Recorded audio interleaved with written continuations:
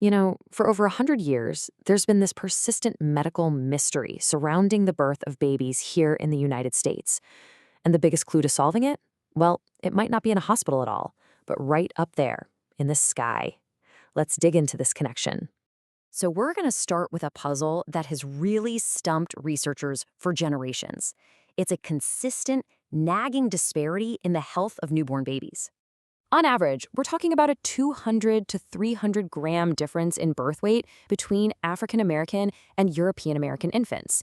Now, that might not sound like a lot, but for a tiny newborn, that can absolutely be the difference between a healthy start and a really challenging one. And it's a gap that medicine has known about for a very, very long time. And that is the billion-dollar question, isn't it? Why has this gap stuck around for more than a century? This isn't some new trend. This was first put on the record all the way back in 1904. So after all this time, what is really going on? For decades, the search for an answer really focused on all the usual suspects, right? Things like socioeconomic status, a mother's overall health, and whether she had access to good prenatal care. And listen, all of those things are incredibly important, but they just don't add up. They don't fully explain why this gap is so incredibly stubborn.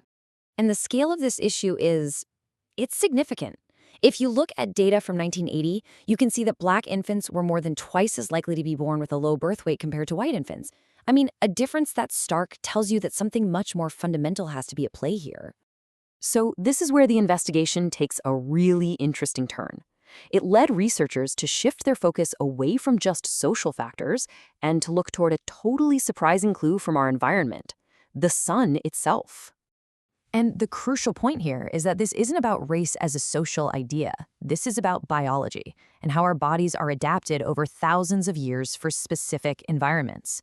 This new way of thinking explores what happens when there's a mismatch, when our biology is perfectly tuned for one kind of place, but we're living in a completely different one. It all comes down to geography. The sun's UVB rays, which are absolutely essential for our bodies, are incredibly powerful near the equator. But as you travel north, that intensity just drops off a cliff. And get this, in a place like Boston or Chicago during the winter, the sunlight can be up to 16 times weaker than it is in the summer. Just kind of tuck that fact away for a second. This geographic clue, it points directly to our prime suspect, a crucial hormone that our body makes with a little help from the sun, vitamin D. We all call it the sunshine vitamin, but here's a fun fact. It's not really a vitamin at all. It's actually a hormone, and it is an absolute powerhouse. Its main job is helping our bodies absorb calcium, which, as you can imagine, is fundamental for building bones, both for a mom and for her growing baby. So how does this whole process work? Well, it's actually pretty simple and elegant. The sun's UVB rays hit your skin, and that kicks off a chain reaction that lets your body create this essential hormone. It's a perfect system, as long as you're getting enough sun. But, and this is a really big but, there's a fascinating twist in this biological story. And it has everything to do with something called melanin. That's the pigment that gives our skin its beautiful color. The best way to think about melanin is as your body's own built-in sunscreen. In super sunny places near the equator, it's literally a lifesaver. It protects the skin from sun damage.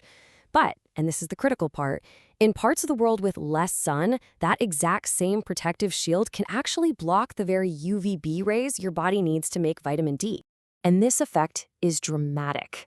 Heavily pigmented skin is so good at blocking UVB that it might only let 2 to 5% of the available rays get through. So just think about that. In a place with weak winter sun to begin with, this means the body just might not be able to produce enough vitamin D on its own. So what does this all mean for a pregnancy? Let's connect these dots between low vitamin D levels and the health of a mother and her developing baby. Well, when a mother's vitamin D levels are too low, it can lead to some really serious complications. Research has linked it to slower growth for the baby in the womb, a higher chance of preterm labor, and it can even contribute to hypertension, that's high blood pressure, in the mother. And the research is pretty stark. Studies found that women who were deficient in vitamin D not only had more trouble carrying a pregnancy to full term, but they also saw significantly higher rates of abnormal birth outcomes. I mean, that's a powerful link that we just can't afford to ignore. Okay, now hearing about all these risks can be worrying, I get that, but the goal here is absolutely not to cause alarm. It's to empower you. This knowledge is probably the most important tool you can have for a healthy pregnancy. So that 100-year-old mystery we started with, It's starting to come into focus.